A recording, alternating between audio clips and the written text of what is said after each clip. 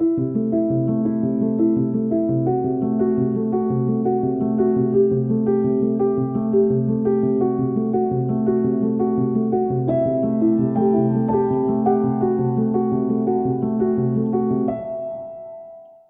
सत्तात्मक समाज का मतलब ये नहीं है कि एक नारी संपूर्ण समाज पर राज करेगी, रानी बनेगी। नहीं, बल्कि मात्र सत्तात्मक समाज का मतलब ये है कि एक माँ का जो हृदय है वो जब तक सभी लोगों के पास नहीं होगा तब तक मात्र सत्तात्मक समाज की स्थापना नहीं हो सकती। नमस्कार, मैं डिम्पिका आप सभी का स्वागत करती हूँ पुस्तक प्रेमियों के इस खास शो मेरी कलम में। और आज हमारे साथ एक बहुत ही खास मेहमान मौजूद हैं जिन्होंने वर्ल्ड फेमस बुक लिखी है द 1000 सीड्स ऑफ जॉय। आइए स्टूडियो में स्वागत करते हैं आनंद सर का। सर बहुत बहुत स्वागत है आपका। नमस्ते, थैंक यू। सर हम आपकी किताब पर आगे बढ़ें उससे पहले मैं जानना चाहूँगी कि आपकी स्पिरिचुअल जर्नी कैसे शुरू हुई। तो मेरी जो ये आध्यात्मिक यात्रा है, स्पिरिचुअल जर्नी है, ये चल रही है बचपन से। और कुछ ऐसे चीज़ें हुई ज़िंदगी में। जब मैं 18-19 साल का था तो एक मेंटल प्रोसेस हुआ, तो बड़ी खुशी से निकला था बचपन। और जब मैं 18-19 का था तो एक मेंटल प्रोसेस हुआ, तो सारी खुशियाँ जैसे कि चली गई। तो खूब मैंने साइकोलॉजी बुक्स पढ़ी, शास्त्र पढ़े, कई चीज़ें पढ़ी। और फिर एक ज़ेन बुक पढ़ी जिसका नाम था the sound of the one hand. तो वो किताब पढ़ने में एक इंसाइट आई कि जो भी डर दर्द जो भी है जिससे हम भाग रहे हैं उसको मुड़ के वापस वहीं देखना है और पूरी तरह से एक्सेप्ट करना है। और वो इंसाइट आई और एक दोपहर में जो 9 महीने की जो इलनेस थी एकदम ख़त्म हो गई। उसके बाद कई सारे जो स्क्रिप्चर्स थे उनकी सारी इंसाइट्स ऐसे जाती थी शरीर में और मन में जैसे कि मैंने ही लिखी हूँ, मैं जानता हूँ उनको पूरी तरह से। तो कई तरह की किताबें पढ़ी और फिर स्पिरिचुअल जर्नी काफ़ी नॉन लिनियर होती है, तो दिमाग एकदम उज्जवल हो गया, मतलब इंसाइट से। मगर फिर शरीर में जो प्रभाव पड़ा था 9 महीने का, वो फिर एक 10 साल एक सिकनेस चली जिसमें रोज नहीं होता था, हर हफ्ते ऐसा होता था कि 1-2 दिन ऐसे एक्सपीरियंस होते थे कि शरीर से बॉडी निकल रही है और फिर एक ब्लिसफुल हैंड आता था। और ऐसी ब्लिस आती थी, खुशी आती थी कि जो इस दुनिया में नहीं है।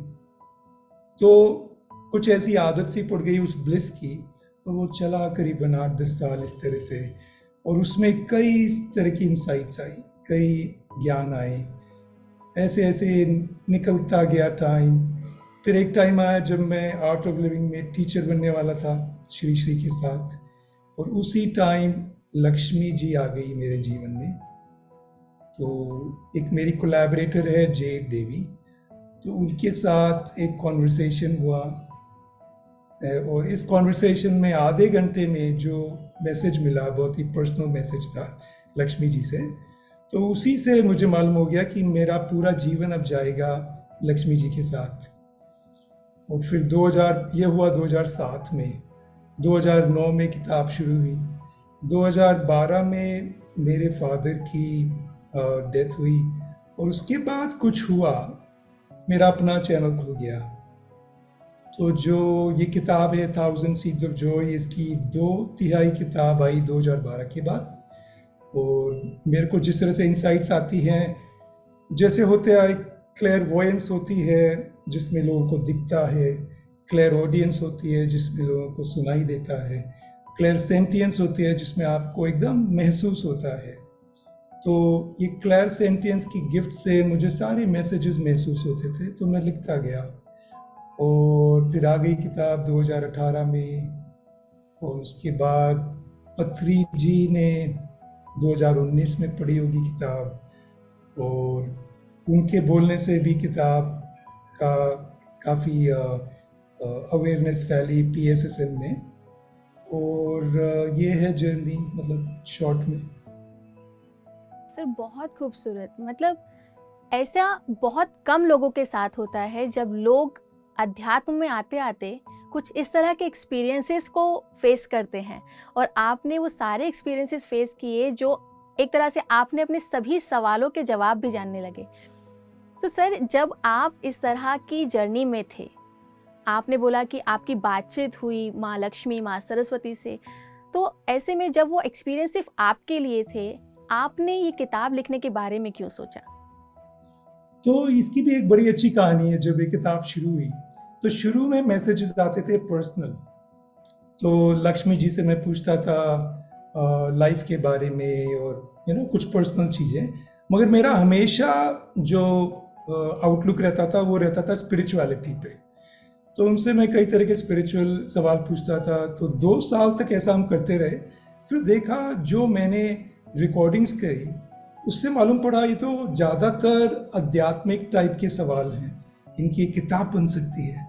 तो मैंने और जेड हम दोनों ने शेयर किया कि अपनी किताब क्यों नहीं लिखे। और अभी तक हमें याद है, तो जिस क्षण में हमने ये कहा लक्ष्मी जी को एक किताब क्यों नहीं लिख सकते, तो लक्ष्मी जी खुद क्लैप करने लगी और वो जैसे कि जंप करने लगी क्लैप करके, यस यस यस। तो ये लिखना था, मगर वो चाह रही थी कि इच्छा हमारे से आए। तो लक्ष्मी जी ने कभी नहीं बोला किताब लिखनी है, तो हमारी इच्छा हुई कि किताब लिखी 2009 में। और उसके बाद तो मतलब पूरी लाइफ में एक बदलाव सा आ गया, क्योंकि सारा टाइम फिर किताब में जाता था। तो you can say it was जैसे कि डेस्टिनी थी। और फिर बाद में ये भी मालूम हुआ कि मैंने कई जिंदगियों में उनके साथ काम किया हुआ है और इस तरह चैनल मैसेजेस फैलाए हुए हैं। तो होना था, और फिर 2009 से हमने शुरू कर दी। सर, कई बार ऐसा होता है कि हमें अपने ध्यान में जब इस तरीके की बातचीत होती है मास्टर्स से, तो लोगों को ये विश्वास दिला देना बहुत मुश्किल होता है कि जो हमने किताब में लिखा है वाकई में ये हुआ है। क्या आपके लिए भी इस तरह से कोई दिक्कतें आई थी? तो मैं थोड़ा अचंभित हुआ कि ऐसी दिक्कतें नहीं आई। तो किताब में कुछ इस तरह से शब्द आते हैं, स्पेशली अंग्रेजी में, इंग्लिश में, सेंटेंस फ्लो जो और जो एनर्जी है किताब की, उसकी भी एक कहानी है, मैं सुनाऊंगा। तो जो एनर्जी है, जो सेंटेंस फ्लो है, तो वो ही एक प्रमाण और या प्रूफ बन जाता है कि ये किताब लक्ष्मी जी से है, क्योंकि लोग इसका अनुभव करने लगते हैं। तो मुझे कभी भी ऐसा उनको कन्विंस नहीं करना पड़ता है कि भाई ये मैंने अपनी मन गढ़ंत किताब नहीं लिख दी, ऐसा कभी भी नहीं हुआ।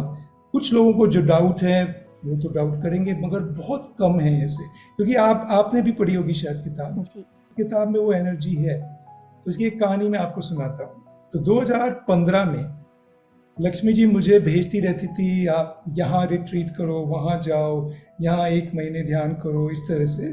तो दुनिया भर में जो भी हॉट स्पॉट, जो स्पिरिचुअल स्पॉट्स है ना, जो, तो वहाँ पर मुझे भेजती रहती थी। जैसे एक सडोना में है, फिर इंडिया में भी कुछ है, इस तरह के कई स्पिरिचुअल जगह हैं। तो वो बोली मुझे, जब हम इसको पब्लिश करने वाले थे, तो बोले नहीं अभी रेडी नहीं हो, अभी एक काम करो, 1 साल ये जो एक किताब की कॉपी है उसको अपने बैकपैक में रखो, और 1 साल तक तुम्हें ध्यान करना है, रिट्रीट्स पे जाना है, और किताब बैकपैक में ही रहेगी, उसको खोलना भी नहीं है, एडिट भी नहीं करना है, पब्लिशिंग का कुछ काम नहीं करना है। जब हम पब्लिशिंग के लिए रेडी थे, तो बोली तुम्हें उसकी एनर्जी महसूस करनी है पूरी तरह से। तो 1 साल तक मैंने खाली किताब को अपने दिल से लगाया, बैकपैक में रखा, और वो जो साल था वो इतना बढ़िया गया, इतने मेडिटेशंस हुए, और वो एनर्जी एकदम दिल में आने लगी किताब की। तो फिर वो बोली कि जो भी ये किताब खरीदेगा, इसमें एनर्जी है, अगर वो उसको पढ़ेगा भी नहीं और अपने बेड के पास कहीं वहीं पे रख देंगे और सो जाएंगे, तो भी वो एनर्जी उनको महसूस होगी। तो इसका कोई भी प्रूफ आप कैसे किसको बोल सकते हैं कि ये किताब में मैं लक्ष्मी जी से बात कर रहा हूँ? अब इन चीज़ों का प्रूफ नहीं होता, कर भी नहीं सकते, मगर एनर्जी है, आप महसूस करिए। और जो लोग पढ़ते हैं, हमारे 400 रिव्यूज़ हैं अमेज़ॉन पे, और मैक्सिमम लोगों को यही लगता है, उनको खुद लगता है कि जैसे लक्ष्मी जी उनसे बात करें। ये कहकर तो आपने हमारे व्यूअर्स के दिमाग में एक कहीं ना कहीं सवाल खड़ा कर दिया है कि आखिर इस किताब में है क्या, the 1000 seeds of Joy. Sir, मैं चाहूंगी आप संक्षेप में हमारे व्यूअर्स को बताएं कि आखिर आपकी किताब किस बात पर आधारित है। बहुत अच्छा सवाल। तो किताब है 1000 सीड्स ऑफ जॉय, खुशी के 1000 फूल, या बोल सकते हैं आनंद के 1000 फूल। लक्ष्मी जी हमेशा चाहती हैं कि जो आम आदमी है उससे उसकी भाषा में बात हो। तो जैसे कि रामायण थी वाल्मीकि की, मगर फिर तुलसीदास ने उसको बनाया रामचरितमानस, क्योंकि वो जो भाषा थी उसको ट्रांसलेट करना था ताकि आम आदमी तक पहुंच सके। तो इसका अभी भी ट्रांसलेशन हिंदी में चल रहा है, क्योंकि मुझे जो ट्रांसलेशंस हुए हैं वो पसंद नहीं आए अभी तक। तो ये किताब में एक सरलता है, एक मधुरता है, एक प्यार है, एक नारित्व है जो पढ़ने से महसूस होता है। क्या है इस किताब में? एक नए तरह का मैसेज है दिव्य नारित्व के बारे में। दुनिया में क्या है कि करीब 5000 वर्षों से पुरुषत्व फैला जा रहा है। उसके पहले नारित्व था, उसके पहले एक मातृ सत्तात्मक तरह का समाज था, मगर उसमें नारियों का बहुत आगे थी। नारियां लीडर्स थी सोसाइटी में, मंदिरों में गॉडेस टेम्पल्स होते थे जिसमें प्रीस्टेसेस होती थी। ये सब था दुनिया में। एक किताब भी लिखी गई है when God was a woman, ऐसी एक किताब है जिसमें किसी ने रिसर्च करी है कि सब जगह, सब देशों में, कल्चर्स में अगर आप देखें, ये जो वर्ड गॉड है, गॉड, ये गॉड वर्ड था ही नहीं। जो भी उन समाजों में एक शब्द था वो था गॉडेस के लिए 5000 साल पहले। मगर अब 5000 साल से वो जो नारियों का जो इतना प्रभाव था वो कम होता गया और एक पुरुषत्व का समाज बन गया। तो जैसी जैसी ये किताबें भी लिखी गई हैं, रामायण, रामचरितमानस, महाभारत, अपने वेद, ये सब पुरुषों से लिखी गई हैं। अब जो शुरू में जो मैसेजेस थे, जैसे आप वाल्मीकि की बात करें, वाल्मीकि की रामायण है, तो इसकी अगर आप रिसर्च करेंगे, और ये मुझे लक्ष्मी जी ने भी हमें बताया था कि जो ओरिजिनल रामायण है उसमें खाली 5 खंड हैं। जो 7वां खंड है, उत्तराखंड, वो आया है 300-400 साल बाद। ये इंडियन गवर्नमेंट भी कहती है, आप रिसर्च कर सकते हैं इसके बारे में, क्योंकि वो राइटिंग से उनको मालूम पड़ जाता है कि कौन से समय में किस तरह की राइटिंग हो रही थी। तो ये जो राइटिंग आई, ये 300-400 साल बाद आई। तो यानी कि जो पुरुष प्रीस्ट थे, जो पंडित थे, उन्होंने इसको जोड़ दिया रामायण से। तो जो 7वां भाग है उसमें राम कहते हैं लक्ष्मण को कि भाई जो धोबी ने कहा उसको सुन के, अब ऐसा नहीं हो सकता कि सीता रहे हमारे साथ, क्योंकि प्रजा के लिए हमें हमारा दायित्व है कि हमें वही करना है जिससे प्रजा खुश रह सके। तो सीता को ले जाओ, और प्रेग्नेंट सीता थी, उनको ले जाओ जंगल में छोड़ दो। और ये सब है उत्तराखंड में। तो अपने को ये भी नहीं पता कि अपन जो स्क्रिप्चर्स पढ़ रहे हैं उसमें कितना सही है, कितना गलत है। तो रामायण में भी जो 7वां खंड है, उसको इस किताब में जब मैं सवाल करता हूँ लक्ष्मी जी से, तो वो इंग्लिश में कहती है कि I have no memory of being removed from my own house. तो उन्हें कुछ याद नहीं है कि उन्हें उनके घर से निकाला गया। तो ये भाग जोड़ दिया गया। सारे मैसेजेस एक नारित्व के रूप में पेश होते हैं, जिसमें सीता बहुत एक स्ट्रॉन्ग लेडी है। सीता एकदम देवी का रूप है। और अपन ने क्या बताया रामायण में कि सीता एक बहुत ही कमजोर तरह की औरत दिखाई देती है, क्योंकि उसका खुद की सोच चलती नहीं है। रावण ले जाता है, फिर वापस आते हैं तो राम और लक्ष्मण उनको छोड़ देते हैं जंगल में। ऐसा कुछ नहीं है। इसमें जो आप सीता के दर्शन करोगे वो एक बहुत ही बहादुर, करेजियस, स्ट्रॉन्ग सीता है। तो एक नए तरह से नारीत्व को पेश किया गया। फिर ये कहानियाँ तो चलती रहती है। इसमें लक्ष्मी जी के सारे जो इनकारनेशंस हैं, सीता, फिर राधा, फिर फिर द्रौपदी और फिर यशोधरा, सारे जो हिंदुइज्म, रामायण, महाभारत, बुद्धिज्म, सब में, उन सब में उनके साथ क्या क्या हुआ इसके बारे में मैं सवाल पूछता। तो जैसे बुद्ध आपको छोड़ के चले गए तो कैसा अनुभव हुआ, मगर उसका जो जवाब आता है वो एकदम बहुत ही आपको अचंभित कर देगा कि अच्छा ऐसे हुआ था। बात वही है मगर उनका एक्सपीरियंस अलग है। अपन सोचते हैं यशोधरा दुखी हो गई होगी, हुई थी 1-1.5 महीना, अगर ऐसा नहीं कि 4 साल दुखी थी कि 5 साल दुखी थी, खाली 1-1.5 महीने में सारा उन्होंने दुख को प्रोसेस कर लिया। उसके बाद उनका एक कनेक्शन बना बुद्ध से, दोनों साइकिक थे, और उनकी जो रिलेशनशिप है शादी के टाइम तक, 29 की उम्र तक जब वो साथ में थे, तब थोड़े से हल्के हल्के आर्ग्यूमेंट्स होते थे, मगर जब बुद्ध चले गए और वो 1.5 महीने के बाद जब उनकी बातें होने लगी तो एक अजीब सा प्यार दोनों में आ गया।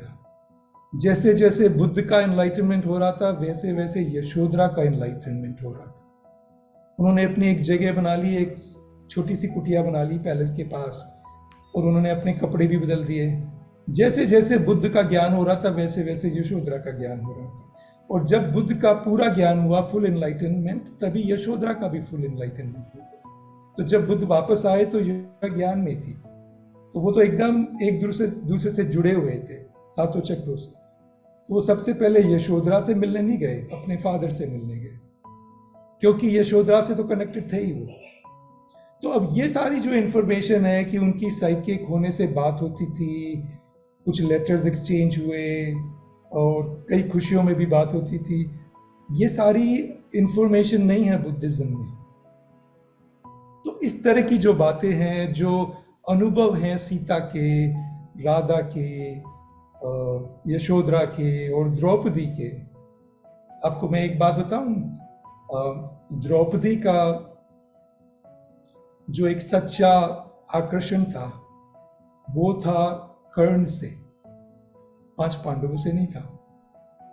तो जब कर्ण को मना कर दिया गया, जो इन्फॉर्मेशन उनके हायर सेल्फ से ही आई कि भाई ये स्वयंवर में भाग नहीं ले सकते, तो जब वो हुआ तो वो चाहती नहीं थी कि ऐसा हो, और कर्ण को अगर स्वयंवर में अलाउ करते तो वो जीत जाता। तो हमारे एक चैप्टर का टाइटल है द्रौपदी एंड कर्णा।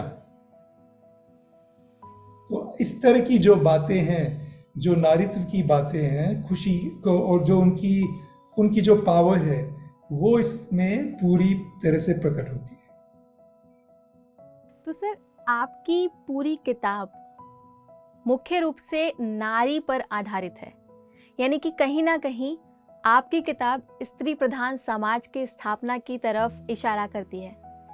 आज का समय पितृसत्तात्मक समाज पर आधारित है। ये स्त्री समाज पितृसत्ता समाज से किस तरह से अलग है? इसमें क्या नया होने की पॉसिबिलिटी है? क्या आपको लगता है कि बदलाव होगा? सब कुछ बदल जाएगा, क्या नहीं बदलेगा ये आप सोचिए। अभी जैसे सारे हमारे जो इकोनॉमिक सिस्टम्स हैं, या तो कैपिटलिज्म है या कम्युनिज्म है या सोशलिज्म है, सब में पितृसत्तात्मक समाज है। अब खाली आप नॉर्दर्न यूरोप को छोड़ दीजिए जहाँ पर लेडीज की कुछ पावर है। हिलरी क्लिंटन भी हार गई इनसे, डोनाल्ड ट्रंप से, तो वहाँ पर एक भी लेडी प्रेसिडेंट नहीं बन पाई है। आप कई देशों में देखेंगे जो सिस्टम्स है, इकोनॉमिक सिस्टम्स हैं, रिलीजियस सिस्टम्स हैं, कई जगह लेडीज को अलाउड नहीं होता है प्रीस्टेस बनना, खाली प्रीस्ट अलाउड होते हैं। अपन इससे यूज्ड टू हो गए हैं तो अपने को ये नॉर्मल लगता है, मगर ऐसा होना नहीं चाहिए। समाज में पावर है कंपटीशन की, इंस्टिंक्ट है सर्वाइवल की, आगे बढ़ना है। जैसे जानवर कंपीट करते हैं ना, एक दूसरे को खाना है, उस तरह से कंपनियां एक दूसरे से कंपटीशन करती हैं। अपने को ये सब नॉर्मल लगता है, ऐसा क्यों? साइंस है, इनोवेशन है, आप उसको एकदम करुणा से, प्यार से भी यूज कर सकते हैं। आप ऐसे समाज के बारे में क्यों नहीं सोच सकते जिसमें मान लो मातृसत्तात्मक टाइप के लीडर्स हैं जो दिल से लीडरशिप दिखाते हैं, नॉट दिमाग से नहीं, दिल से। तो अगर एक माँ एक कंपनी की सीईओ है, क्या एक माँ नहीं चाहेगी कि मेरी कंपनी बड़ी हो? चाहेगी कंपनी बड़ी हो, ठीक है, तो कंपनी तो बढ़ेगी, मगर माँ का दिल सबके लिए जाएगा। माँ वर्कर्स के बारे में भी सोचेगी, माँ कस्टमर्स के बारे में भी सोचेगी, माँ सोचेगी कि इनोवेशन भी हो, सब कुछ हो, तो वो बहुत अच्छी तरह से चलाएगी कंपनी, अगर बहुत समझदार प्यार वाली माँ है। मगर उसकी एनर्जी जो होगी वो होगी एक प्यार की, करुणा की, दुनिया को के लिए अच्छा लाने के लिए। अभी क्या एनर्जी है? मुझे पैसे कैसे कमाने हैं। फार्मास्यूटिकल्स हैं, ड्रग्स बेच रही हैं, उन्हें उनका खुद का सीईओ जाता होगा आयुर्वेदिक डॉक्टर के पास, क्योंकि उसे पता है कि ये ड्रग से कुछ नहीं होना मेरा, और अपने हार्ट के लिए वो सप्लीमेंट्स ले रहा है, और वो जा रहा है केरला में और वो क्लेंजिंग करा रहा है, वो सब कुछ कर रहा है, मगर कंपनी चला रहा है एकदम फार्मास्यूटिकल, और वो ड्रग्स बेच रहे हैं, तो उनका खुद की जो बिलीव्स है वही मैच नहीं करती है। मगर वो सब क्यों हो रहा है? क्योंकि एक पितृसत्तात्मक टाइप का सिस्टम है जिसमें खाली शेयर होल्डर्स को इम्पोर्टेंस दी गई है। उसमें ये नहीं बोला गया है कि भाई इससे दुनिया का क्या भला हो रहा है। मैं खुद ही अभी एक एलोपैथिक डॉक्टर से मिला और मैंने बताया कि मेरी मम्मी को कुछ परेशानियां थी, खांसी बहुत हो रही थी, तो बाद में कुछ मैसेजेस आए मेरे को कि लिवर थोड़ा सा वीक है, लिवर के सप्लीमेंट्स दिए, और जो 3 महीने की जो खांसी थी वो एकदम ठीक होने लगी। तो मैंने इस डॉक्टर को बोला कि ये तो ठीक हो रही है, मगर ये लिवर सप्लीमेंट से ठीक हो रही है। तो उसने एनालिसिस किया और उसके एनालिसिस से इनको थोड़े और ये खांसी की दवाइयाँ देनी चाहिए, अस्थमा की दवाइयाँ देनी चाहिए, इनको वो पंप करना चाहिए, और सारे ड्रग्स उस तरह से। और उसको नॉलेज भी थी नेचुरल चीज़ों की, इसलिए मैं कहानी आपको बता रहा हूँ, क्योंकि उसका खुद का माइग्रेन जो प्रॉब्लम थी वो ठीक हुई थी आयुर्वेद से। तो उसने मेरा समर्थन भी किया, हाँ तुम सही कर रहे हो। और उसको ये भी नॉलेज है कि नेचुरल डॉक्टर्स हैं इसके बारे में। बोलता है मैं जानता हूँ। मैंने बोला आप जानते हो तो मुझे बता दो। नहीं, क्योंकि अभी एलोपैथिक इलाज कराना है, मैं एलोपैथ हूँ, जब ये नहीं चलेगा तो फिर हम उनको नेचुरोपैथी पे ले जाएंगे। तो मैं बड़ा सरप्राइज हुआ कि ये क्या है। मैं इस डॉक्टर से बात कर रहा हूँ, मेरी मम्मी 80 ईयर्स ओल्ड है, 3 महीने से प्रॉब्लम चल रही है, उसको ये भी मालूम है कि लिवर में प्रॉब्लम थी, मैंने लिवर भी उनका ठीक करके अब काफ़ी ठीक है वो, मगर अभी भी वो मुझे बोल रहा है कि नहीं इनको एलोपैथिक दवाई दो, और जब नहीं ठीक होंगी तो उस दिशा में जाएंगे। ये जो थिंकिंग है ये सारी पितृसत्तात्मक थिंकिंग है कि अपना जो सारी इकोनॉमिक्स है वो प्रॉफिट पे बेस है। अपने जो सारे रिलीजियस ऑर्गेनाइजेशंस हैं उनमें जो एनर्जीज हैं वो बड़ी सीरियस हैं। मातृसत्तात्मक एनर्जी खुशी की होती हैं, इतना सीरियस मेडिटेट नहीं करते। लाफिंग बुद्धा किस लिए है? खुशी आनी चाहिए, हंसी आनी चाहिए। खुशी हंसी तो बहुत है इस किताब में, लक्ष्मी जी हमेशा हंसती रहती हैं, लाफ्टर लाफ्टर। और इनकी हंसी आप सुनोगे तो जैसे कि इतनी प्यारी मधुर हंसी है, like a very sweet laughter, सारी किताब में जो हमारे को आता है ना। तो वो जो एनर्जीज हैं सीरियस रिलीजन की, जो और धर्मों में तो और भी ज़्यादा है, हिंदुज़म तो थोड़ा ओपन है, क्रिश्चियनिटी, जुडाइज़म, इस्लाम बड़ा मतलब जैसे कि सीरियस है एकदम, कोई भगवान देख रहा है जो पनिश करेगा, ये सब बनाया है कंट्रोल करने के लिए। क्योंकि जो दिव्य एनर्जी है वो उसमें दिव्य क्या बोलते हैं आत्म भावनाएं हैं। आत्म भावनाएं जैसे खुशी, करुणा, शांति, आज़ादी, संयम, ये सारी जो भावनाएं अनकंडीशनल हैं, एकदम बेशर्त रहती हैं ये भावनाएं, तो ये बदल जाएगा। इकोनॉमिक सिस्टम बदलेगा, रिलीजियस सिस्टम बदलेगा, जो अपन कपड़े पहनते हैं वो बदलेगा। कई देशों में जिस तरह से औरतों को इतने कपड़े पहनने पड़ते हैं वो सब बदलेगा, और जिस तरह से अपन जीते हैं शहरों में, बिल्डिंग्स में, वो बदल जाएगा। क्योंकि बड़ी बड़ी बिल्डिंग्स की इतनी आवश्यकता नहीं है। अभी तो इंटरनेट भी आ गया है। अभी आप देखेंगे इंडिया में जूम होने के कारण, इंटरनेट होने के कारण ऑलरेडी बदलाव अमेरिका में भी आ रहा है, इंडिया में भी आएगा। बड़े बड़े शहरों से नेचुरल सेटिंग में लोग अपने अपने घर बनाएंगे और वो नेचुरल सेटिंग में आप नेचर को भी इंजॉय करिए, एक नेचुरल तरह से रहने का तरीका। तो अभी बड़ा आर्टिफिशियल सिस्टम है जो सारी ये जो पेट्रियार्की, पितृसत्तात्मक तरह से बना हुआ है, करुणा से नहीं जी रहे। अभी देश एक दूसरे से लड़ते हैं, वॉर्स होते हैं, रशिया यूक्रेन में लड़ाई चल रही है। तो वो जो माँ है, माँ का हृदय होना चाहिए हर प्राइम मिनिस्टर में, माँ का हृदय होना चाहिए हर कॉर्पोरेट सीईओ में, माँ का हृदय होना चाहिए हर स्कूल प्रिंसिपल में, माँ का हृदय होना चाहिए हर चर्च में, हर मंदिर में, सब जगह। भले ही आप मेल हो फीमेल हो, मगर एक नर्चरेंस जो होती है माँ की, वो फैल जाएगी, और वो जब फैलेगी तो आ गई मातृसत्तात्मक दुनिया। तो दर्शकों, आनंद सर के साथ बातचीत में अभी कुछ विराम देते हैं। समय की कमी के कारण हम अगले एपिसोड में बात करेंगे 1000 सीड्स ऑफ जॉय के और अनेक विषयों पर। अब तक के लिए बस इतना ही। मिलते हैं अगले एपिसोड में। देखते रहिए पीएमसी हिंदी। धन्यवाद।